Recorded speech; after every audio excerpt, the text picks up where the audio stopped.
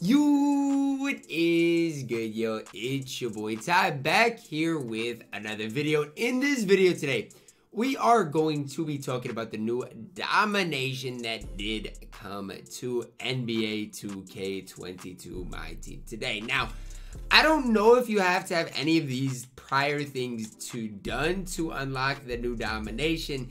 And I honestly don't know what the stats and badges are like of Manu right now. Like, I'm trying to check 2K database constantly to give you guys a better accurate representation of what Manu Ginobili is like. But, I mean, his stats and badges have not been released yet. So, before we dive any further into talking about whether Domination is worth it for you to complete, if you are new to the channel and have not yet, please consider smashing that subscribe button as we are on the road to 90,000 subscribers. So the first thing I'm just going to go over is, are there any new Domination type of XP stuff? And it doesn't look like it, right? It doesn't look like there's any XP type of stuff. But 99 stars available in Domination. Now here's what each game does get you. Each game gets you, it looks like silver contracts, gold contracts, and 1,000 MT. That's what every single game does get you. Again, the MT requirements, if you didn't know, you don't have to hit that certain amount of MT per game. Just win the game, you'll get the reward. So after 5 stars, you get 10 tokens. So that's going to be after you complete 2 games. After, you complete 4 games, you'll get the Flash Award Pack. And then on 5, you get the Deluxe Dunktober Pack. So we're just going to go through and look at what is at the end of this. So obviously, it's basically just award packs and the deluxe packs for 15 stars. So nothing crazy that I'm seeing right now in general. And then after everything, right, you do get a Diamond Consumables pack for 33 stars. For 66 stars, you get Homecoming Domination Hall of Fame badges.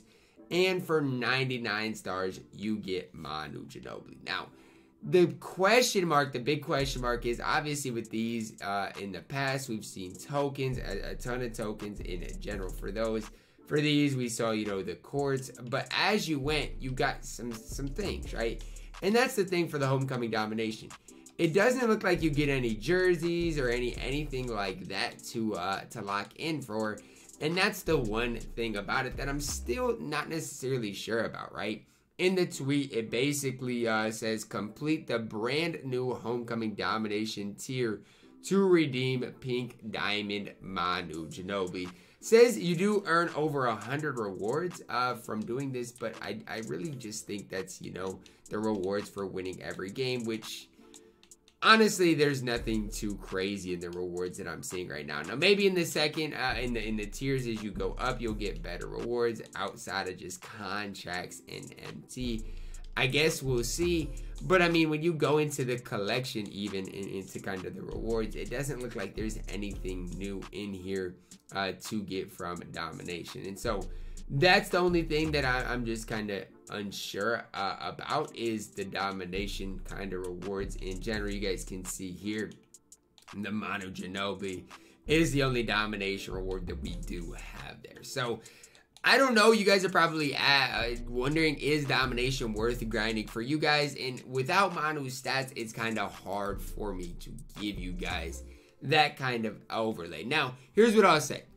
If the Manu Ginobili that they release has the release that he's had in kind of this year, in past years in which that release is Jump Shot 18, I'd say there's no way Manu's worth grinding for. Now, if they give him the Dante XM base, then we're talking about a card with shifty dribble style at 6'6" with the Dante XM base that could be, a top shooting guard in the game. So just one of those things that if Manu, let's say, has that set shot 18, your probably big question to me is Domination worth grinding? And my answer is no. I don't think Domination is grinding for you guys at all. Similar to the Amari Stoudemire, this Domination wasn't really much in general anyways. Yes, you got the coaches for, obviously collector level, whatever else. You got the tokens that made it more rewarding.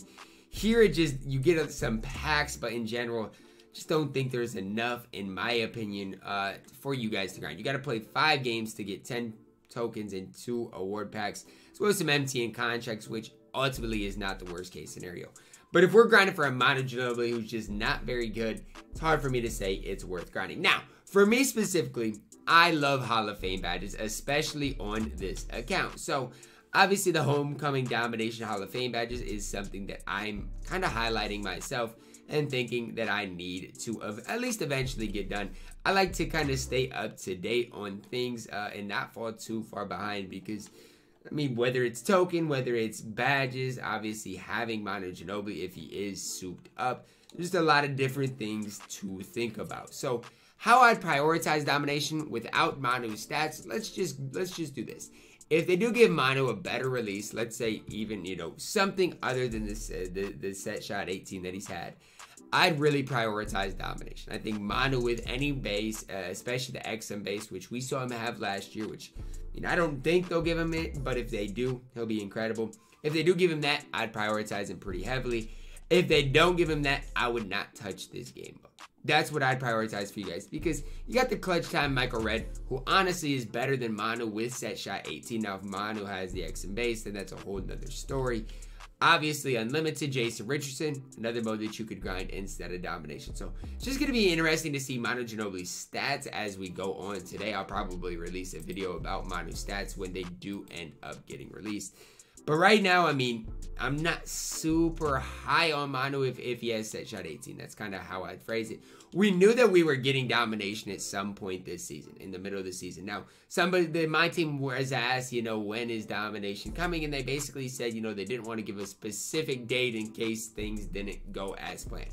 Basically, they just said that to, you know, get the attention off of it and to surprise us with a domination today. But here's kind of the way I think of it. Domination gives you guys another mode to grind. That's the way I think about things in my team. Now, again, I think of things differently in my team than most people. I think the more modes that we have in general, the better for the game. Especially online, having 5 different modes that people can play, I think is very important to the game mode staying pretty active. And for all the offline grinders out there, let's say if you just love playing offline modes, and you've already got Cliff Robinson, well, now at least you've got something else to grind. You got, you know, the Steph Curry Spotlight Challenges. We also got Domination. So it's just those types of things that I think is very important for 2K to keep doing in general.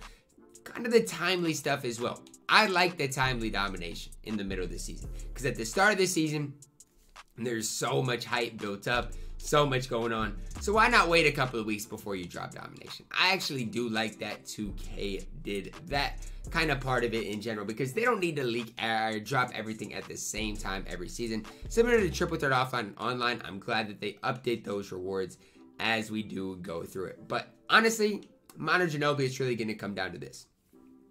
If they make his release better, it's going to be a top shooting guard in the game. If they leave that set shot 18, do not touch domination with a 10-foot pole. Sounds kind of crazy, but that's my opinion on domination. Again, we'll probably see, I'm keeping updated 2K database, we'll probably see Manu Ginobili's stats, badges, and release later on today, and I will drop a video on that. So kind of stay tuned to really see if domination is worth grinding. Kind of did this video to just kind of highlight, is it worth grinding for these types of rewards? The other thing would be if you really want the Hall of Fame badges, you do get 3 cards, not sure what badges they are. That might be the only reason worth grinding for it. But that's going to wrap it up for the video today, guys. Hopefully you did enjoy it. Drop a like on the video. Subscribe if you are new. And as always, man, I love you guys. Have a blessed day.